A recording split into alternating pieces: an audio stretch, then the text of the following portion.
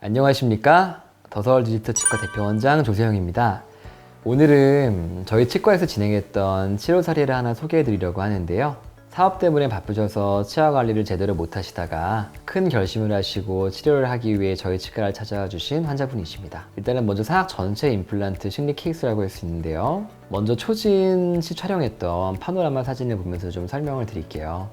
기존에 남아있던 치아들 중에 상악 치아들은 개수는 꽤 많이 있지만 잇몸뼈가 다 내려가 있고 다 흔들리셔서 대부분 살리기가 좀 힘든 상태였습니다. 하악 치아들 또한 치조골이 많이 내려가 있었습니다. 하지만 기본적으로 남아있는 것들 웬만하면 좀 쓰고자 노력을 좀 했고요.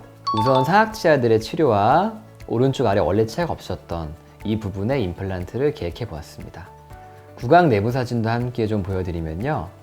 먼저 상악 치아들이 브릿지로 연결되어 있는 상태인데 정면 사진을 보시면은 잇몸이 내려가서 까맣게 뿌리가 보이는 부분들이 많고요.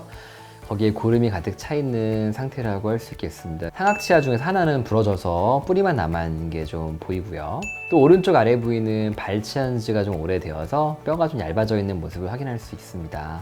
저런 경우에 뒤쪽에 남아있는 사랑니는 이제 발치를 하게 될 거고요.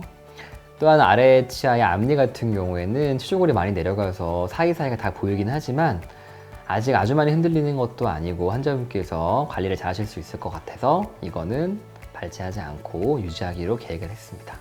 이렇게 환자분들의 구강 상태를 전반적으로 점검했고요. 파악한 내용을 기반으로 해서 디지털 수술을 좀 계획을 했는데요. 상악 같은 경우에는 전체적으로 치조골이 많이 녹아있는 상태라 임플란트 식립 시에 안전하고 정확한 수술을 위해서 미리 해부학적 구조물을 파악하고 위치를 선정했습니다. 아래 같은 경우에도 치조골에 있는 신경이 지나가기 때문에 거기를 피해서 임플란트를 정밀하게 위치시킬 수 있도록 기획을 합니다. 이렇게 디지털 수술 같은 경우에는 환자분의 해부학적 구조물을 미리 CT로 확인을 하기 때문에 남아있는 정확한 치조골의 양과 꼭 피해야 할 해부학적 구조물의 위치 등을 미리 대비할 수 있어서 수술할 때 보다 안정감을 높일 수 있는 방법이라고 할 수 있겠습니다. 선정해둔 위치에 그대로 임플란트를 식립할 수 있도록 도와주는 가이드 장치를 제작을 했는데요. 이것을 옛날에 흔히들 말하는 내비게이션 임플란트 방식이라고 하고 저희 병원에서는 디지털 수술이라고 말을 하고 있죠. 이러한 모의 수술의 결과를 토대로 맞춤형 가이드를 제작하고 잇몸을 거의 절개하지 않으면서 저 가이드에 있는 홈을 통해서 임플란트를 빠르게 식립하는 겁니다. 이 방법은 수술 중에 발생할 수 있는 오차 발생 위험을 줄이고요. 기존의 치과 의사가 선택한 임플란트의 방향이나 깊이 등을 컨트롤할 수 있는 장점이 있고 또한 그에 따라서 수술 시간이 단축되면서 통증과 출혈도 줄어들게 됩니다.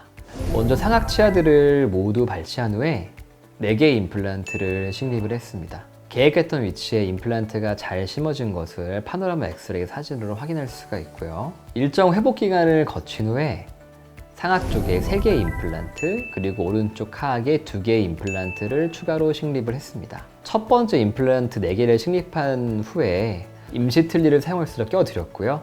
그 기간 동안 발치한 곳들 몇 군데가 회복이 끝난 후에 나머지 필요한 임플란트를 추가적으로 식립을 했습니다. 이 경우에 같은 날에 하악도 임플란트 2개를 식립을 했고요. 오른쪽 아래에 있던 사랑니는 발치해드렸습니다. 오른쪽 아래 같은 경우에는 뼈 단단한 게 괜찮으셨기 때문에 폭이 문제였지 뼈 단단하면 괜찮았기 때문에 그날 바로 치아를 쓰실 수 있도록 임시 치아까지 좀 만들어 드렸는데요. 일반적으로 이렇게 자주 하는 건 아니지만 환자분께서는 위쪽에 사용하시는 치아가 자연치가 아니라 틀리셨기 때문에 힘이 약하기 때문에 임플란트가 조기에 부서지거나 그럴 가능성이 적어 보여서 오른쪽 아래에 바로 하얀색으로 사진에서 보시는 것처럼 임시치아를 만들어 드렸습니다. 이렇게까지만 해도 위쪽 틀니와 아래쪽 치아가 모두 회복이 되기 때문에 환자분들은 상당히 옛날보다 편하게 식사를 하실 수 있도록 됩니다. 위에 어금니를 추가로 식립하는 임플란트의 경우에는 왜 첫날에 하지 않느냐면 잇몸뼈가 부족하기 때문에 상악동 거상술을 동반해야 됐기 때문인데요. 상악동 거상술이란 임플란트를 위한 뼈이식 수술로 상악 부분에 있는 상악동이라고 하는 공간에 뼈를 추가해서 임플란트를 안정적으로 식립할 수 있는 공간과 뼈를 확보하는 겁니다. 일반적으로 뼈가 충분하다고 이런 거상술을 하지는 않고요. 뼈 높이가 3mm, 5mm밖에 안 돼서 임플란트를 일반적으로 사용하는 길이인 7mm나 8.5mm가 다 들어갈 수 없는 경우에 이렇게 상악동 거상술을 통해서 위쪽으로 뼈를 이식하고 임플란트가 들어갈 수 있는 충분한 뼈를 확보하는 수식을 진행하게 됩니다. 수술 후에 2개월 정도가 지난 후에 먼저 하악의 최종 보철물 과정을 먼저 진행했는데요. 기존에 쓰시던 임시 보철물을 제거하고 지르코니아라고 하는 재료로 사용해서 만든 크라운을 최종 보철로 장착을 해드렸습니다. 아래 치아를 완성한 후에는 상악에 있는 임플란트 보철물 제작을 진행했는데요. 상악동 거상술을 한 후에는 시간이 최소한 3개월 정도가 필요하기 때문에 3개월 정도 있다가 또 진행을 하였습니다.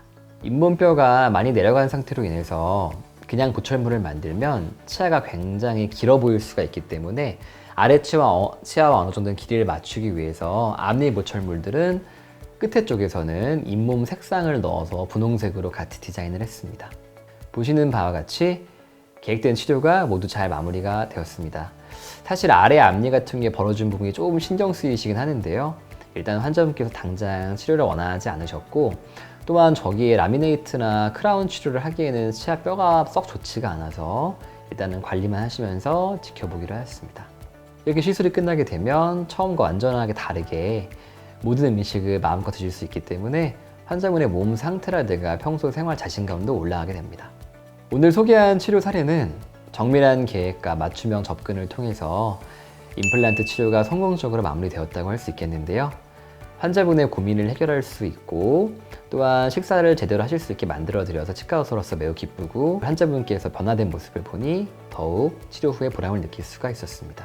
임플란트나 치아 관련 고민이 있으시다면 언제든지 저희 치과에 내원하셔서 편하게 상담 받아보시기 바랍니다. 다음에도 도움이 되는 정보로 찾아뵙겠습니다. 다음에 또 만나요. 안녕.